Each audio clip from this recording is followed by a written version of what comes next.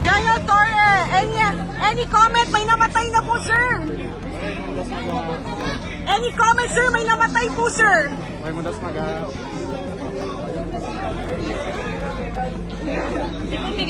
Any comment, sir? May namatay na po, sir.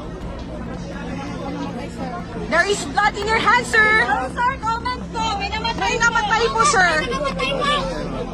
Any comment, sir? Inatake sa puso dahil sa pagpasok ninyo. Mga bata, sir.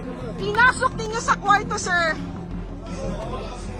Na-traumatize, sir. Kaya ba yan na konsensya ninyo, sir? General Torre? Kaya ba ito na konsensya ninyo?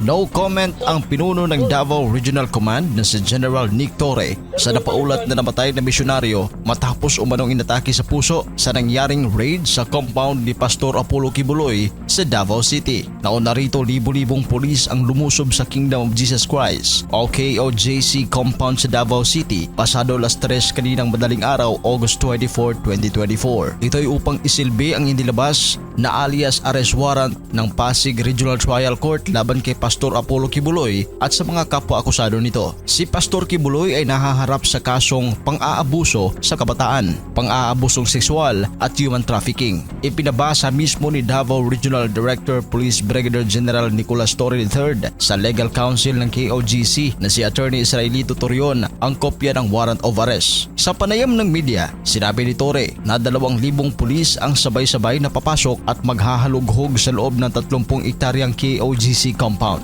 Hinimok naman ni Torre ang legal counsel ng KOJC na sa korte na lamang magreklamo kung sa tingin nila ay illegal ang kanilang operasyon. Bago ito, nagbabala si Kingdom of Jesus Christ Executive Secretary Eleanor Cardona na magmamarcha ang 8 milyong Kingdom citizens papuntang Malacanang kapag itinuloy ng pulisya ang pagsugod sa kanilang compound.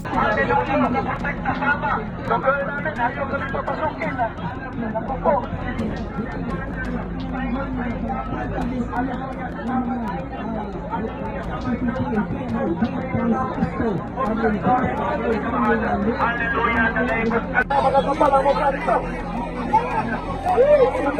Maraming lugar ito. Masukin naman yung ano namin, lawyer namin. Pagkidaan po, pagkidaan.